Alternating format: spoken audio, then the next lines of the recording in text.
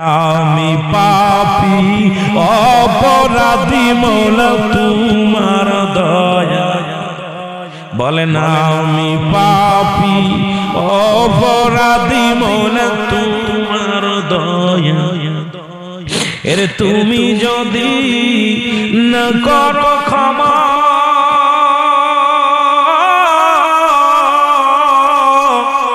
আমার হবে কি উপায় আমি পাপী অপরাধী আল্লাহ তোমার দয়া এ দুনিয়ার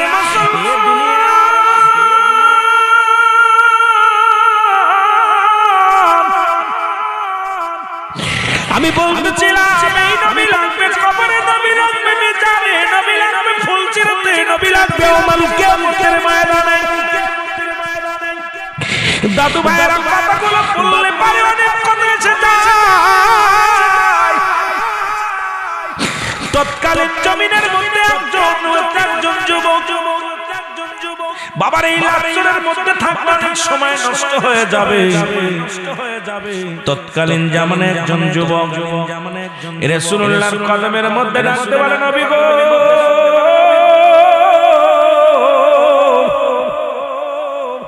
ও মায়ের নবী আমাদেরকে আপনি মাফ করে দেন আমি আমাদেরকে ক্ষমা করায় দেন কথাটা শুধু বোঝানোর জন্য বলে যাই রে বাবা নবীজি বললেন যুবক রে কিয়ামত পর্যন্ত আর কোন যুবক তুমি তওবা করো গো খাস তওবা করি না যুবক ডাকতে বলে নবী গো নবী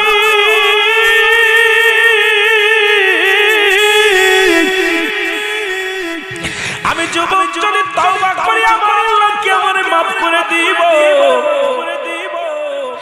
নবী বলে যুবক রে তুমি বেশি বেশি করে তওবা করো যুবক বলে নবী গো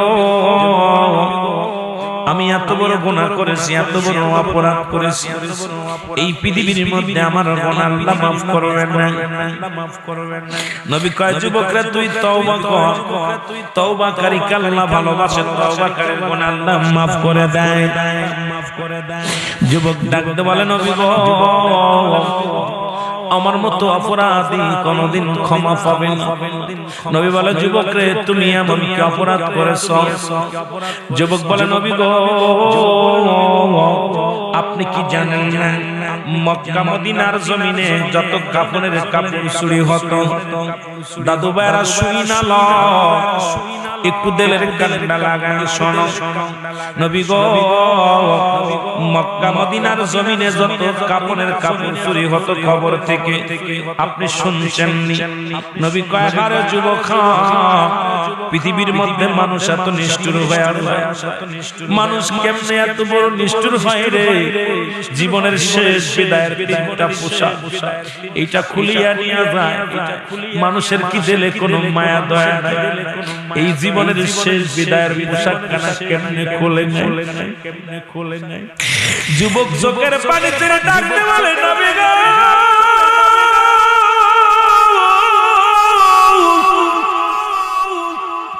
এই মক্কা মদিনার জমিনে যত কাপড়ের কাপড় চুরি হতো এই সমস্ত কাপড়গুলো আমি যুবক চুরি করতাম নবী গো মরা মানুষ কবরে শুয়ানো ওই কাপড়ের কাপড়গুলো আমি যুবক চুরি করতাম নবী ডাকতে কয় যুবক রে তুই কত বড় অপরাধী আই রে যুবক দুনিয়ায় কি অন্য কোনো কাজ পাস না মানুষ বিদায়ের পরে জীবনের শেষ দুটি পোশাক আরে তুই কবরে যাবার পরে ওই তিনটা কাপড় খুইলা নিলি তুই কি আর দুনিয়ার মধ্যে কোনো কাজ পাস না যুবক বলে নবী গো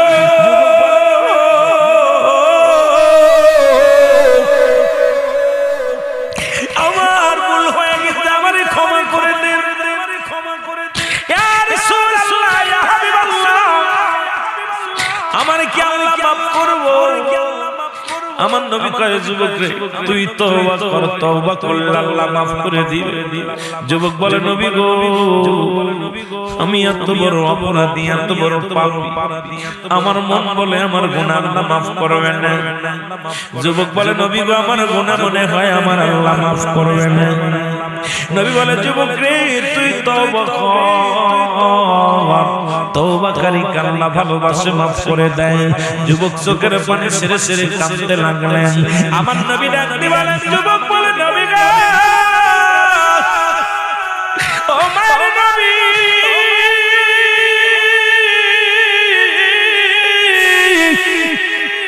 আমি শুধু কাপড়ের কাপড় চুরি করি না, এর চাইতে নগণ্য জঘন্যতম অপরাধ আমি করছি। নবী বলে যুবক রে তুমি কি কাজ করেছে সেই অপরাধ করেছে। যুবক বলে নবী গো অনেক দিন যাবত মক্কা মদিনায় কোনো মানুষ মরে না, আমিও কাপড়ের কাপড় চুরি করতে পারি না। নবী গো নবী অনেক দিন বা যাবত আমি মক্কা মদিনার বুকে কোনো মানুষ মরে না, আমার ব্যবসাও ভালো চলে না। হঠাৎ শুনতে পাইলাম পাশের গ্রামে একজন যুবক মারা গেছে, ধনী ব্যক্তি। আমি নিজে দৌড়ে গেলাম, যাইয়া ওই মহিলার জানাজায় শরীক হলাম এবং তার দাফনে শরীক হলাম, সমস্ত কর্মকাণ্ডে আমি শরীক হলাম। যখন সমস্ত লোকজন রাত্রে চলে গেল আমি অপেক্ষাছি কখন রাত হবে, কখন আমি কাপড়ের কাপড় চুরি করব। লোকজন যখন যার যার ঘরে ঘুমায় পড়েন তখন আমি আস্তে আস্তে করে গোরস্থানে গেলাম। গোরস্থানে যাইয়া নবী গো ওই গোরস্থানে যাইয়া আস্তে আস্তে আমি কবরের মাটিগুলো খুঁড়লাম। কবরের মাটি খুঁড়িয়া আমি এবার কবরের মধ্যে প্রবেশ করলাম। প্রবেশ করিয়া মহিলার গা থেকে 3টা কাপড় খুলে নিলাম, 3 টুকরা কাপড় খুলে নিলাম। নবী গো খুলে নিয়ে যখন কবর থেকে উঠতেছিলাম কে যেন আমারে ডাকতে বলে যুবক রে সারা জীবন কাপড়ের কাপড় চুরি করলি, আজকে যার কবরে ঢুকছি একবার তাকায়া দেখ, এত সুন্দরী মহিলা জীবনে আর দেখিস না, একবার তাকায়া দেখ, তাকায়া দেখ। আল্লাহর নবী বলে যুবক তারপরে কি বলো? যুবক বলে নবী গো কে যেন আমার ভিতর থেকে ডাকতে বলে যুবক রে তুই অন্যায় কর, অন্যায় কর, ওই মহিলার সঙ্গে জিনা কর। ওই মহিলাকে বাধা দিতে পারবে না, কেউ তোরে বারণ করতে পারবে না, কেউ তোরে বাধা দিবে না। একজন একালাম সঙ্গে সঙ্গে আমি মহিলার দিকে তাকাইলাম, তার রূপ জৈবন দেখে আমি পাগল হয়ে গেলাম। সঙ্গে সঙ্গে আমি তার গায়ের উপরে আমি ঝাঁপিয়ে পড়লাম, ইয়া রাসূলুল্লাহ ইয়া হাবিবাল্লাহ। ওই মৃত্যু মহিলার সঙ্গে আমি জিনায় লিপ্ত হয়ে গেলাম। জিনা শেষ করার পর যখন আমি কবর থেকে কাফনের কাপড় নিয়ে কবর থেকে লাফ মেরে যখন আমি উঠতেছিলাম নবী গো কে যেন ডাকতে বলে যুবক তুমি আমার সাথে যে আজকে অন্যায় করলা, আমি আল্লাহর আদালতে মামলা দিলাম, পৃথিবীর মধ্যে আল্লাহ যেন কোনোদিন তোরে ক্ষমা করে না। আমি আজকে তোরে বাধা দিতে পারি না, আমি অসহায় মহিলা তোরে বাধা দিতে পারি না। আজকে তুমি যা আমার সামনে অন্যায় করলা, জীবনে কোনোদিন কোন পুরুষ আমার জীবনে আসে নাই, আমার সতীত্ব নষ্ট করতে পারে নাই। আজকে তুমি আমার সামনে অপরাধ করলা, একদিন তোমার মরা লাগবে। আমি আল্লাহর আদালতে মামলা দিলাম, আল্লাহ যেন কোনোদিন তোমারে ক্ষমা করে না। জোরে জোরে চিল্লায়া বলা যাবে না আল্লাহু আকবার, আরো জোরে জোরে চিল্লায়া বলা যাবে না আল্লাহু আকবার। আল্লাহর নবী ডাকতে বলেন যুবক রে তুমি কি শুনাইলা? যুবক বলে নবী গো আমি কবর থেকে 3 টুকরা কাপড়ের কাপড় চুরি করে নিয়ে যখন উঠিয়া বাড়ি আসলাম, বাড়ি আসিয়া গোসল করলাম, গোসল করিয়া রাতে যখন ঘুমাইতে গেছি সারা রাত ভরে স্বপ্নে দেখি নবী গো, বারবার বলে যুবক আল্লাহ তোরে ক্ষমা করবে না, তোর একদিন মরা লাগবে। ইয়া রাসূলুল্লাহ ইয়া হাবিবাল্লাহ মায়া নবী,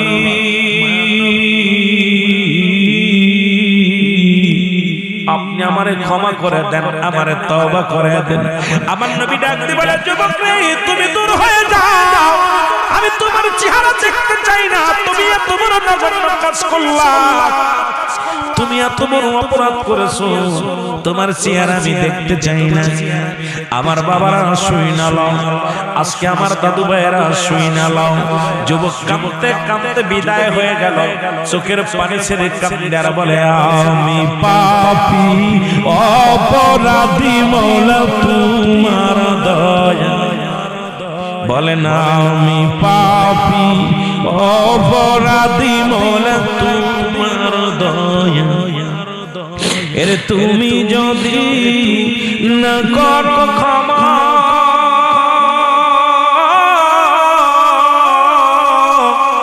আমার হবে কি উপায়, আমি পাপ অপরাধী আল্লাহ তোমার দয়া। এ যুবক বন্ধুরা রে শোনে, এ তো গেল তৎকালীন জামানার ইতিহাস।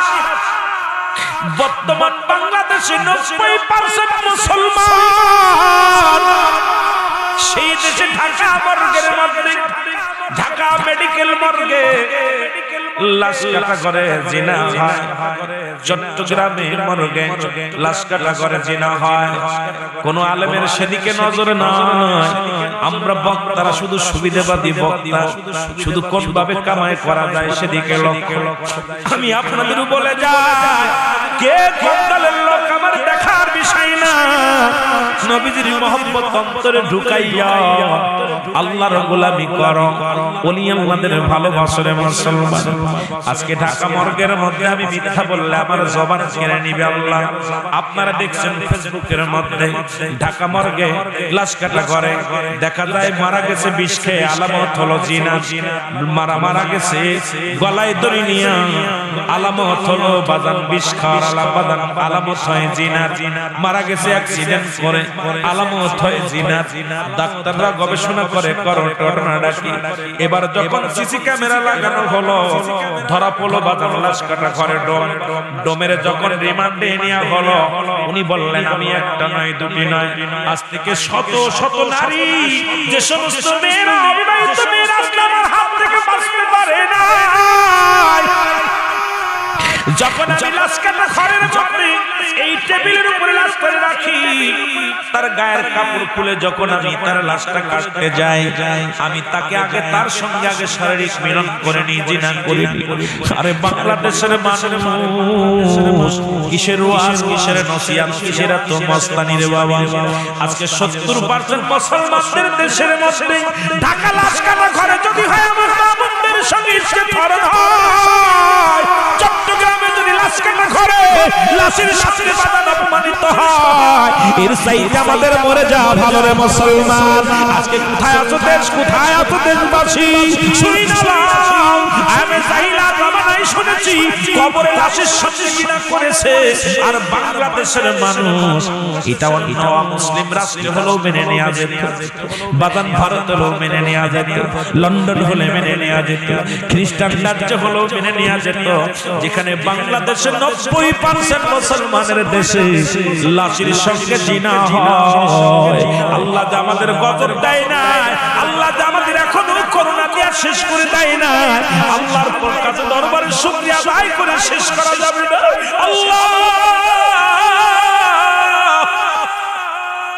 এত বড় পাপ করা পর আমাদের তুমি জিন্দা রাখছো, আল্লাহ তুমি আমাদের নাও নাই। আমার ভাইরা এখন আল্লাহ আমাদের জিন্দা রাখছে, আল্লাহ তোমার ডেকে আমরা শেষ করতে পারবো না, তোমার মহিমা আগে শেষ করা যাবে না। বাজানরা এত পাপ আজকে দেখেন শুধু আলেমে আলেমে ঠেলা আজকে বক্তায় বক্তায় ঠেলা পীরে পীরে ঠেলা ঠেলে শুরু হয়েছে অথচ আজকে দেশের উপর কি হয় জাতি আজকে কি পরিচয় জবাব দিবে গো একবার ওদিকে নজর নাই রে নাই যুবক কাঁদতে কাঁদতে বিদায় হয়ে গেল কাঁদতে 40 দিন পর্যন্ত জরনানে কাঁদলেন যুবকের কাঁদতে কাঁদতে চোখের পানি পড়ে গা হয়ে গেল শরীরের মধ্যে গা হয়ে গেছে গায়ের মধ্যে গা হয়ে গেছে কঙ্কাল হয়ে গেছে বডি খানা শুকায় কঙ্কাল হয়ে গেছে যুবক কাঁদতে আল্লাহ মাফ করে দাও ও দরদি বন্ধুরা শোনো এই রকম কি হলেন গায়ের মধ্যে পোকা হয়ে গেছে বড় বড় পোকা হয়ে গেছে যুবক শুধু কান্দে আল্লাহ তুমি আমারে maaf করে দাও কাঁদতে কাঁদতে ক্ষমা পাইলেন এবার আল্লাহ পাক আমের মাধ্যমে জানা দেয় রে ও পতিকার কান্দিস না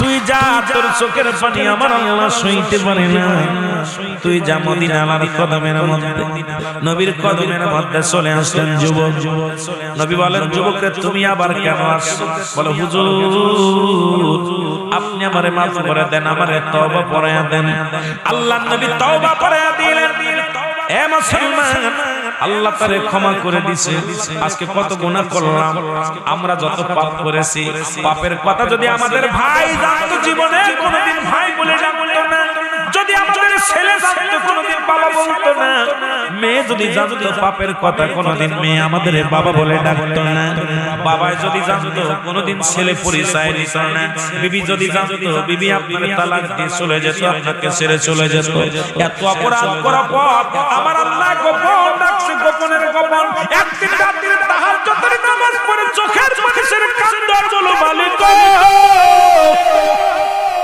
আমাদের তুমি maaf করে দাও আমরা অপরাধী আমাদের তুমি ক্ষমা করে দাও একদিনও কান্না না রে ভাই সাদের জীবন অবহেলায় তুমি দিনে দিনে পুরা গেল জৈবন পুরা গেল কখন যেন মালাকুল মউত এসে যায় কখন যেন ধরা পড়ে যায় চিরতরে বিদায় হয়ে যাব রে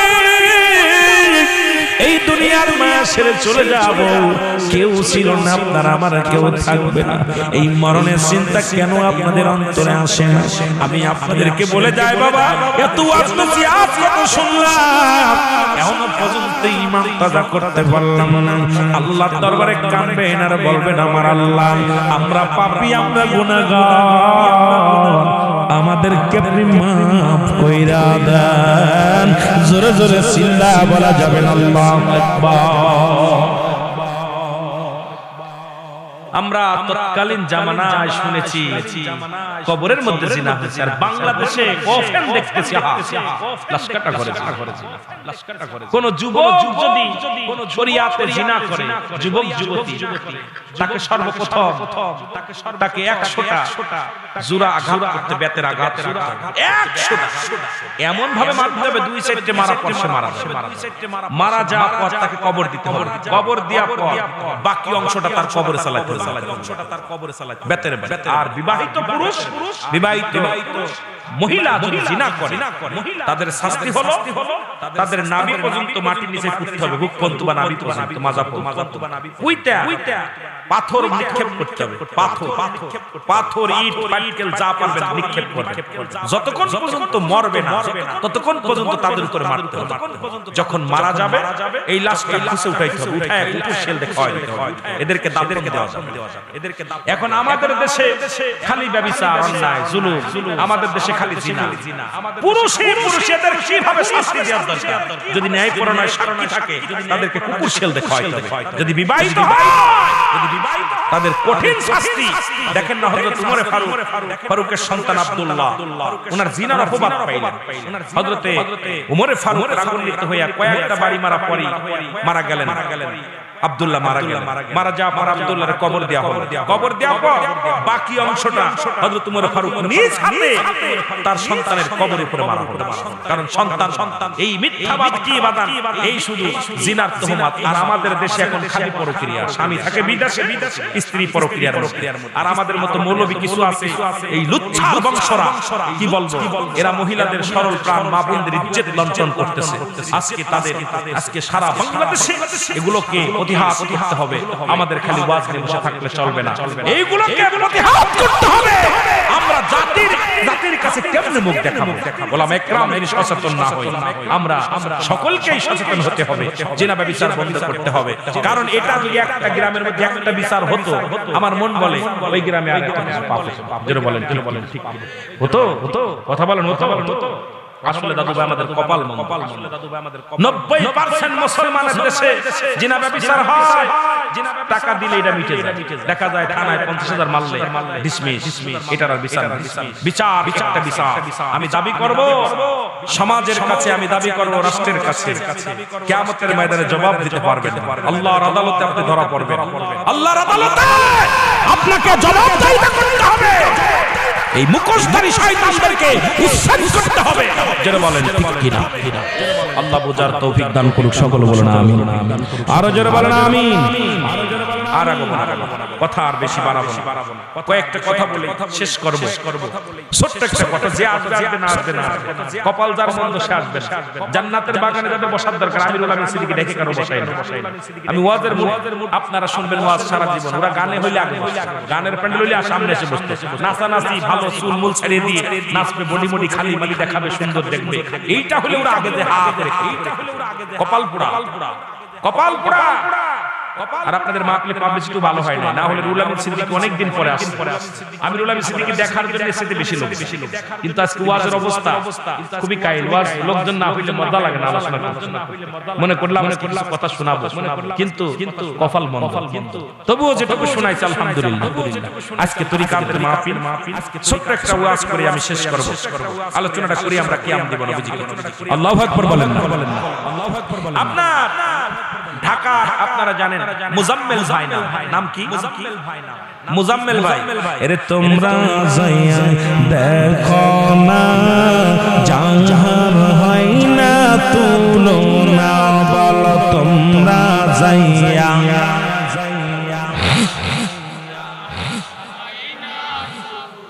এরে ফরিদপুরের 18শীতে ফরিদপুরের ও গো পীর কামেল সৈয়দ জানা, বল পীর আইরে তোমরা যাইয়া দেখো না, জাহার হয় না তুলনা, বল তোমরা যাইয়া।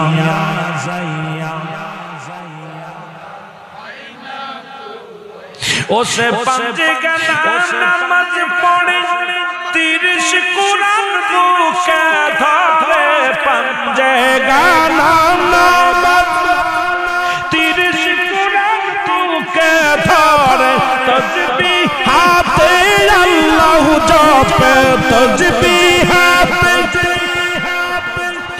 মুরিদ নামের দেওয়ানা, তোমরা আইসা দেখো না, জাহার হয় না তুলনা, বল তোমরা আইসা দেখো। মোহাম্মদ বলেন না? ফরিদপুরের 18শীতে ফরিদপুরের পীর কামেল সৈয়দ জানা, বল পীর কামেল সৈয়দ। আইরে তোমরা যাইয়া দেখো না, জাহার হয় না তুলনা, বল তোমরা যাইয়া।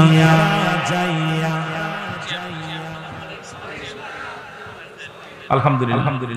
এর নকশবন্দি আমুজাত দিয়া, চাতুরি কায়া করিয়া, নকশবন্দি আমুজাত দিয়া, চাতুরি কায়া করিয়া, সামনে ভজন করিয়া, বাবা বাবা সাধনে ভজন করিয়া বাবা মিলাইছে প্রেমের কারখানা তোমরা যাইয়া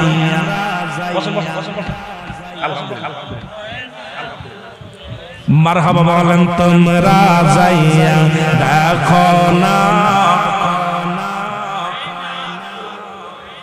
এর রাজবাড়ি জিলার জাকেরা হইয়া বাদান পেরেশান রাজবাড়ি জিলার জাকেরা হইয়া বাবা পেরেশান ডাকি বসে কদমেতে ডাকি বসে কদমেতে কদম খানি করো দান তোমরা যাইয়া যাহার হয় না তুলনা বল তোমরা যাইয়া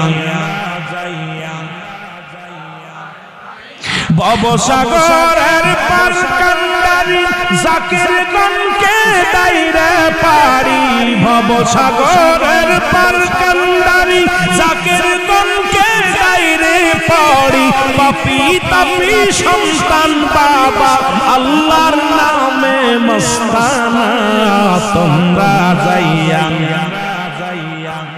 যাহার হয় না তুলনা বল তোমরা যাইয়া ফরিদপুরে রাত রশিদ ফরিদপুরে পীর কামেল সে একজনা বল পীর কামেল সে আইরে আইরে রাজা রাজা মহারাজা দয়াল বাবা খুদে খাজা সাইলে বাবা সব কিছু দেয় সাইলে চাই সব কিছু দেয় খালি হাতে ফিরায় না তোমরা যাইয়া যাহার হয় না তুলনা বল তোমরা যাইয়া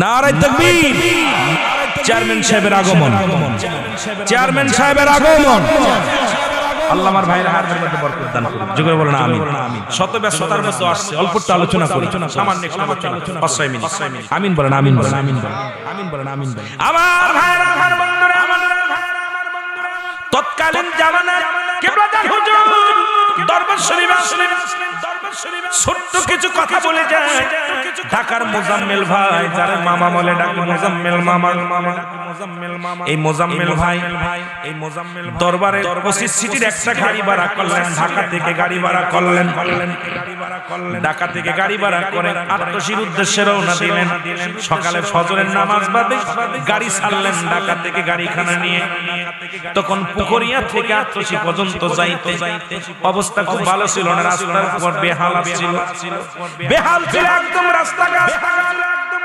কান্দার বাড়ির ব্রিজ এরপর বাদামে কালীবাড়ির ওখানে একটা কাঠের পোল ছিল মুরব্বি জাকের যারা আছেন শুনালাম ওই কাঠের ব্রিজ ছিল ওই কালীবাড়ির সামনে যেখানে ডবল ব্রিজ দেখেন জোড়া ব্রিজ ওই ব্রিজটার ওখানে এত পরিমাণ স্রোত যেত ওখানে একটা কাঠের ব্রিজ ছিল কাঠের ব্রিজের ওখানে জাম ড্রাইভার সাহেব বলছে মোজাম্মেল ভাই আপনার কাছে মাপ চাই এই ব্রিজের উপর দিয়ে কোনো গাড়ি ওঠানো আমার দ্বারা সম্ভব নয় কারণ একটা মানুষ হেঁটে গেল আমার মনে পড়ে ভেঙে পড়ে যাবে কারণ নিচে দিয়া প্রচুর পরিমাণ পানি স্রোত যায় আর ওই ব্রিজটা থরথর করে কাঠের ব্রিজটা কাঁপে ওই ব্রিজটা নিশ্চিত গাড়ি উঠালে ভেঙে পড়ে যাবে মোজাম্মেল ভাই বলো ভাই আপনি যাই সারা দিন পরে আমরা আসি এখন ক্ষুধা লেগে গেছে যেতে হবে আসরের সময় হয়ে আসছে মোজাম্মেল ভাই অনেক বুঝাইলেন ড্রাইভার আমার দ্বারা সম্ভব নয় কারণ এই গাড়ি ভেঙে পড়ে যাবে সবাই নেমে দাঁড়াইলেন বলেন আমরা নেমে আমরা পার হচ্ছি আপনি খালি গাড়িটা পার করেন ড্রাইভার সাহেব বললেন না সম্ভব না এরপরে যা সম্ভব নাই হঠাৎ করে বাজান কয়েক ঘন্টা ধরে ধরে দাঁড়ানোর পর অনেক অনুরোধ করলেন ড্রাইভার শুনলেন না দাঁড়ায় আছে হঠাৎ করে ড্রাইভার লাফতে গাড়িতে উঠলেন গাড়িতে উঠিয়া গাড়ি স্টার্ট করে আস্তে আস্তে করে কাঠের পোলটা পার হয়ে গেছে জোরে বলেন মারহাবা ও পারে যখন গেছে জাকের ভাড়া দৌড়তে দৌড়ায় যে গাড়ির মধ্যে উঠছে গাড়ির মধ্যে মতো উঠাবো। ড্রাইভার সাহেব বলছে সবাই উঠছেন, কয় হ্যাঁ উঠছে, টানো গাড়ি টানো। ড্রাইভার কয় না সবাই উঠে না। কয় কি বলো, সবাই তো উঠছে, 25 জন, 25টা সিটের গাড়ি 25 জনই বসছে, আবার কেউ বাদ নাই। ড্রাইভার কয় না, যে লোকটা আমারে এই কাঠের পোলটা পার করে দিল সেই লোকটা কোথায়? সেই লোকটা কোথায়? মোজাম্মেল ভাই কি বলেন? কয় হ্যাঁ, আমি যখন দাঁড়ায় আছি এই জায়গায়, ওই লোকটা কানে কানে এসে বললেন, মোজাম্মেল ভাই কানে কানে বললেন, ড্রাইভার সাহেব আমার জাকেরা সকালবেলা খানা খেয়ে বাইরে হয়েছে, অনেক কষ্ট করে আপনি দাঁড়ায় আছেন, আপনার আমার জাকেরদের পেটে ক্ষুধা, অনেক কষ্ট করতেছে, আপনি পার করে দেন। আমি বারণ বললাম সম্ভব না। বলেন বাবা আপনার গাড়ি পড়বে না, আমি হেল্পার, আপনি ড্রাইভার, আমি জমিন দিয়ে গাড়ি নিতে বলবো, সেমিন দিয়ে আপনি গাড়িটা নিয়ে যাবেন, আপনার গাড়ি বলে আমি দেখবো বাবা আপনি স্টার্ট করেন। ওনার কথা শুনে উনি দেখলাম উনি আগে আগে চলে গেলেন, কাঠের ব্রিজের উপর উঠলেন, আমাকে বললেন বাবা এইভাবে এইভাবে আসেন। আমি ওনার কথা শুনে এইভাবে এইভাবে পার করলাম। সেই লোকটা খোঁজে, লোকটা আমারে হেল্পারি করে আমার এই কাঠের পোলটা পার করে দিল, সেই লোকটার আমি দেখতে পাই না। মোজাম্মেল ভাই দুটি চোখের পানি ছেড়ে কয়, খালা ফরিদপুরি রে,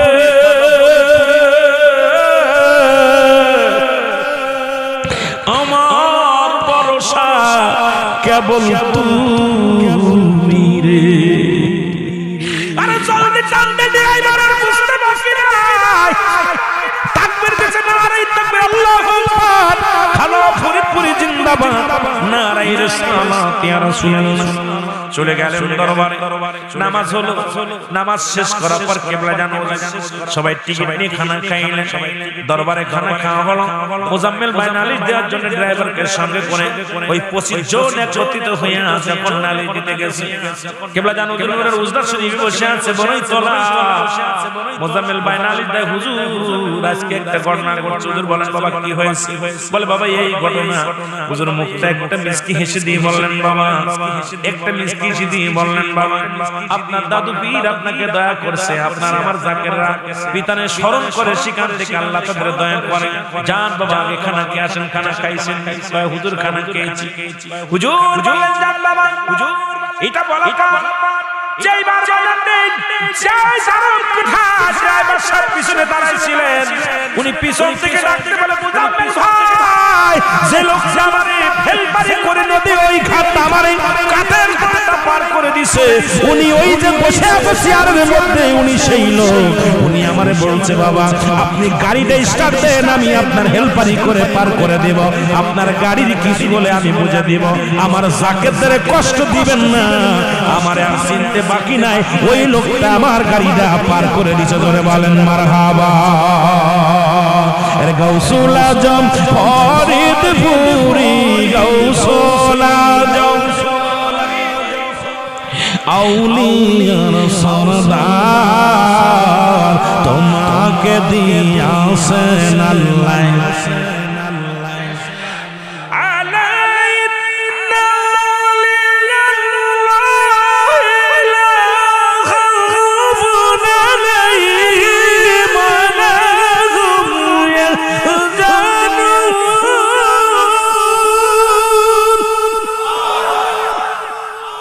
তাদের চিন্তা নাই, ভাবনা নাই, কোনো কিছু নাই। এমন দরদি খাজা ফরিদপুরি কিবলা জানো জিয়াত থেকে সিটের ভিতরে চলে গেছে, অন্দরে চলে গেছে। মোজাম্মেল ভাই হাও মাও করে কাঁদতে লাগে, ড্রাইভার কাঁদে, ড্রাইভার কয় আমি জীবনে এমন মানুষ দেখি না। কিবলা জানলে ডাক চুপ করে আড়ালে চলে। আমার ভাইরা শারিন্দা সাহেব, আমাদের শারিন্দা সাহেব ছিলেন তখন, আমার ভাইরা সাদিকুর রহমান সাহেব ছিলেন, তারা বললেন আপনি কি বলতে চান হুজুরকে? কয় না আমি দেখছি না রে, ওই লোক আর কেউ, ওই লোক। হুজুর চলে গেলেন, বলে আবার পরে বলেন বাবা এটা আমি না, বাবা আপনার দাদু ফিরে ওসিলায় পারছেন। জান সুবহানাল্লাহ বলেন। এখনো না দিলে দেখা কোন আশাই থাকি বলো, এখনো না এর পর্দার আড়ালে থেকে পর্দার করছো চালাকি, এখনো না দিলে দেখা কোন আশায় থাকি বলো, এখনো না। এরে এক ঘরেতে দুজন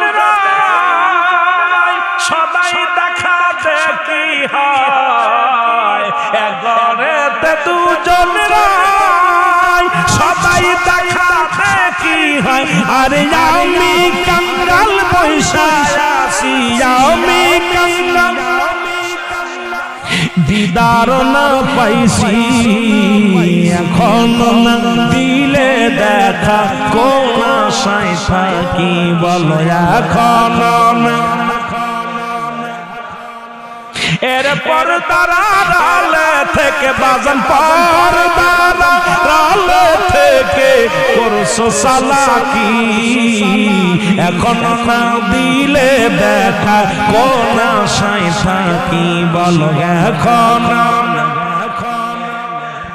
এর ময়রা গেলে পাবো দেখা আমি ময়রা গেলে পাবো দেখা কেমন বুঝি এখনো না দিলে দেখা কোন আশায় থাকি বলো এখনো না এরে আমি দয়াল কান্দি বসে আমি কান্দি বসে দেখা দেওয়ানি পর্দারা রালে থেকে করছো সালাকি বল পর্দারা রালে থেকে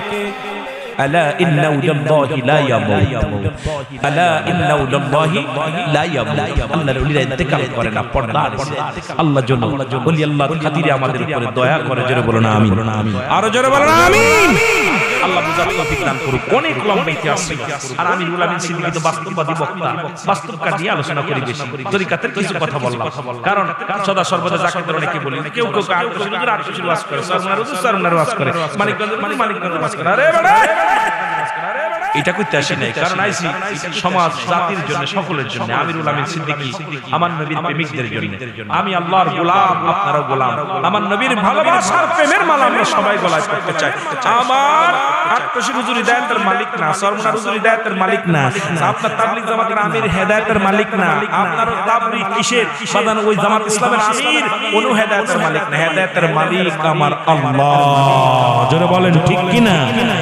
হেদায়েতের মালিক আমার নবীজি নবীজি যদি হেদায়েতের মালিক হতো আবু জাহেল না কালেমা পড়ে মুসলমান কথা কয় না নবী যদি হেদায়েতের মালিক হতো আমার কিবলাদার হুজুর এইজন্য বলতেন বাবা আমার আল্লাহ পাক পাঠাইছে আমি পাহারাদার এই দরবারের পাহারাদার আমি সুতরাং বাবা আমি আপনাদেরকে বুঝাইতেছি মানা না মানা আপনাদের ব্যাপার কিবলাদার হুজুর বলতেন বলার পর বলতেন বাবা মানা না মানা আপনাদের ব্যাপার আমি শুধু এই দরবারটা পাহারাদার আল্লাহ এই দরবারের মালিক আমার আল্লাহ এই দরবার পরিচালনা করে মদিনাওয়ালা আমার রাখছে পাহারাদার আমি পাহারাদার হয়ে আপনাদেরকে বলতেছি দ্বীনের দাওয়াত দিতেছি রাসূলুল্লাহর মুহাব্বতের কথা বলতেছি মানা না মানা আপনাদের ব্যাপার এইজন্য হেদায়েতের মালিক কে হেদায়েতের মালিক আল্লাহ এইজন্য বাবা আমাদের দেশে অনেক পীর সাহেব আবার হেদায়েতের মালিক হয়ে গেছে কথা বুঝলেন এসব বন্ধ করো বন্ডামি বন্ধ করো আল্লাহ রাসূলের মহব্বত অন্তরে পয়দা করো আমরা নবীজিকে একটু সালাম জানাই